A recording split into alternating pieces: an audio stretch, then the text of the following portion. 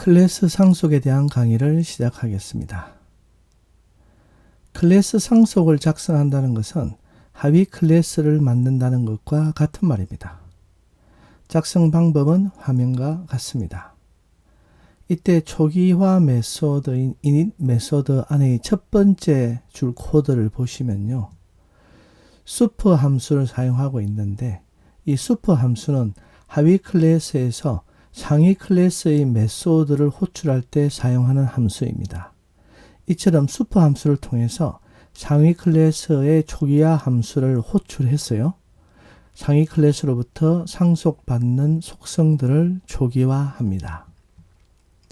그럼 지금부터 파트 타이머의 하위 클래스를 한번 작성해 보겠습니다. 시나리오는 다음과 같습니다.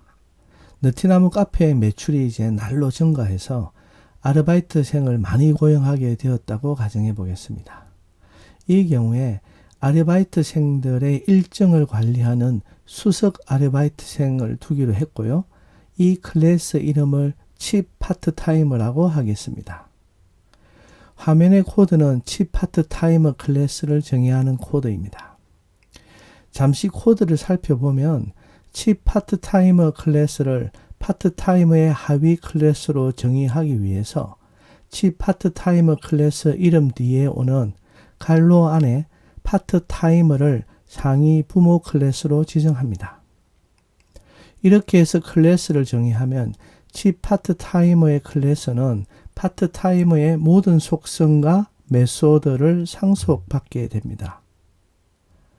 먼저 상위 클래스인 파트타이머 클래스를 초기화하기 위해서 super 함수를 호출하여 상위 클래스로부터 상속받는 속성들을 초기화합니다. 전달받은 닉네임을 상위 클래스의 초기화 메소드로 전달합니다. 칩 파트타이머 클래스의 경우 자신이 관리하는 아르바이트생 정보를 담고 있는 속성이 추가로 필요하기 때문에 새로운 인스턴스 속성인 밑줄 두 개를 시작하는 workers를 추가합니다. 네임 앵글링을 한 거죠. 이 속성은 여러 명의 아르바이트생을 담고 있어야 하기 때문에 자료형을 리스트로 했습니다. 그리고 일반 아르바이트생과는 다른 일을 하기 때문에 새로운 메소드도 추가를 해야 합니다. 먼저 자신이 직접 관리하는 아르바이트생을 앞서 정의한 밑줄 두 개로 시작하는 workers 속성으로 추가하는 메소드인 add 밑줄 worker를 정의합니다. 이 메소드는 일단 추가하는 객체가 파트타이머의 인스턴스인지를 먼저 확인을 합니다. 만약 파트타이머의 인스턴스면 리스트에 추가합니다. 이때 아르바이트생의 닉네임만 리스트로 관리하면 충분하기 때문에 닉네임만 밑줄 두 개의 workers로 추가를 합니다. 저 add의 닉네임이라 부르고 있죠. 그죠? 그리고 마지막으로 자신이 관리하는 아르바이트생의 닉네임을 출력하는 메소드인 show workers도 정의를 합니다. 이렇게 정의한 칩 파트타이머 클래스의 인스턴스를 만들어 테스트해 보도록 하겠습니다. 먼저 수석 아르바이트생의 닉네임을 라이언으로 해서 생성한 후에 변수 파크에 할당을 합니다. 칩 파트타이머 클래스의 인스턴스인 파크의 닉네임이 제대로 설정되었는지 확인해 보겠습니다. 제대로 된 것 같습니다. 그럼 지금부터 라이언이 관리하는 아르바이트생인 킴과 리를 관리 목록에 추가해 보겠습니다. 킴과 리는 앞에서 이미 생성한 인스턴스들입니다. 이번에는 파트타이머의 인스턴스가 아닌 문자열 클래스의 인스턴스를 한번 추가해 보겠습니다. JG라는 문자열을 추가한 거죠. 그랬더니 오류가 났습니다. 오류 메시지를 보면 파트타이머의 인스턴스가 아니라고 합니다. 이것은 우리가 칩 파트타이머를 정의할 때 이미 이렇게 출력하도록 만들어 놓았습니다. 앞 페이지의 코드를 한번 확인해 보시면 됩니다. 이처럼 add worker 메소드는 파트타이머 또는 파트타이머 하위 클래스의 인스턴스가 아니면 오류 메시지를 출력하고 관리 목록에 추가하지 않습니다. 그럼 이제 이번에는 지금까지 수석 아르바이트생 라이언이 관리하는 아르바이트생 목록을 확인해 보겠습니다. 2명은 추가가 되었고 마지막 문자열 제이지는 추가가 안 되었죠. 조금 전에 입력한 킴과 리, 즉 프로도와 네오가 입력되어 있음을 확인할 수가 있습니다. 우리는 이때 닉네임만 저장하기로 했죠. 그죠? 마지막으로 라이언이 지금까지 근무한 시간을 5시간이라고 입력하고 라이언의 급여를 알아보겠습니다. 5시간 근무했으니 47,500원이군요. isInstance 함수는 객체가 특정 클래스 또는 그 특정 클래스의 하위 클래스의 인스턴스인지 아닌지를 확인하는 함수입니다. 앞서 우리가 AdWorks에서 이걸 좀 사용해 봤죠. 그죠? 인스턴스 함수를 사용하는 형식은 화면과 같습니다. 이 함수는 X가 Y 클래스 혹은 Y의 하위 클래스의 인스턴스면 참을 반환하고 그렇지 않으면 거짓을 반환합니다. Y에는 클래스 이름 또는 튜플이나 인스턴스의 클래스가 올 수 있습니다. 만약 Y가 튜플인 경우에는 튜플에 포함된 여러 클래스 중 한 클래스의 인스턴스면 참을 반환합니다. 그런데 만약 Y가 클래스가 아니면 타입에라 예외를 발생시킵니다. 인스턴스 함수는 사용자 클래스뿐만 아니라 파이썬 자료형에서도 적용해서 사용할 수 있습니다. 화면의 왼쪽 코드는요, 파이썬이 기본으로 제공하는 자료형 클래스의 인스턴스인지를 확인하는 코드를 실행한 결과입니다. 먼저 -5가 인티자, 즉 정수의 인스턴스인지를 확인해 보니까 true, 참을 반환합니다. 이 말은 -5의 자료형이 정수 인티자라는 것과 같은 뜻입니다. 이번에는 -5가 문자열의 인스턴스인지를 확인해 보니 거짓을 반환했군요. 그렇습니다. -5는 문자열의 아니죠. 그죠? 정수입니다. 이번에는 0.0이 실수의 인스턴스인지 확인해 보겠습니다. 0.0은 실수이기 때문에 맞다고 참을 반환합니다. 빈문자열도 문자열의 인스턴스일까요? 그렇습니다. 참을 반환합니다. 즉 자료형이 문자열이란 뜻이죠. 마지막으로 대괄호 안에 1이 있는 객체가 리스트의 인스턴스인지를 확인해 보니까 참을 반환했습니다. 그럼 이번에는 오른쪽 코드를 한번 살펴보겠습니다. 먼저 person이라는 클래스를 정의했습니다. 그리고는 이 클래스의 인스턴스를 변수 p에 할당합니다.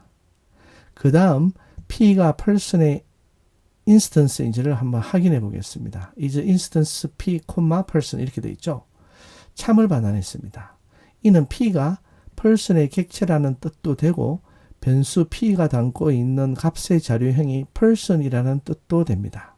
이 둘 다 같은 의미입니다.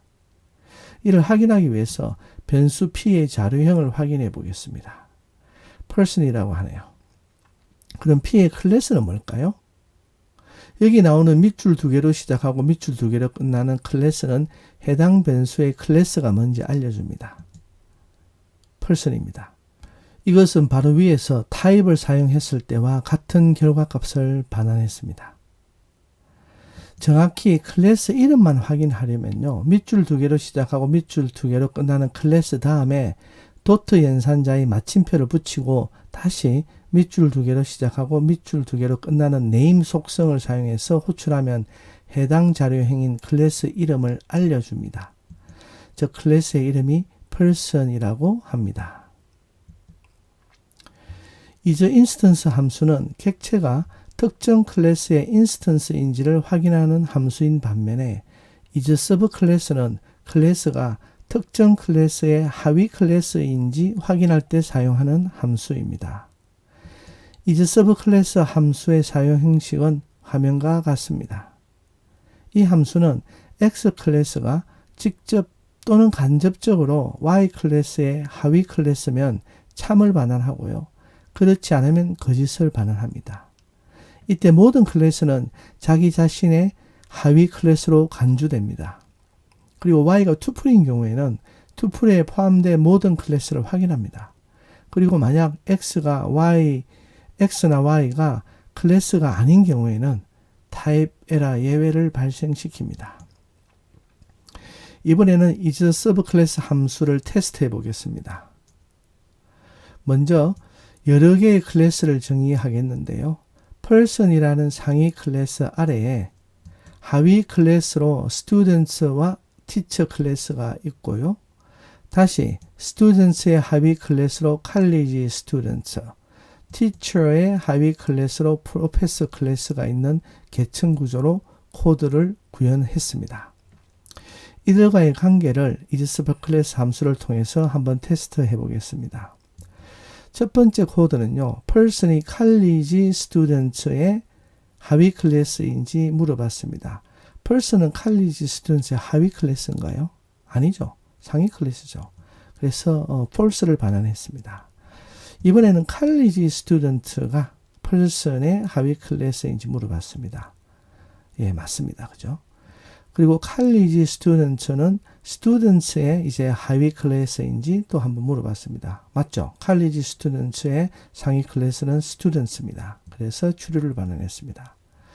그럼 이번에는 college students가 college students의 하위 클래스인지 한번 확인을 해볼까요? 추리라고 나왔습니다. 클래스 자신은 클래스의 자신의 하위 클래스로 간주한다고 제가 앞에 이제 설명을 드렸죠. 마지막 코드는요. teacher가 person의 하위 클래스인지 물어봤습니다.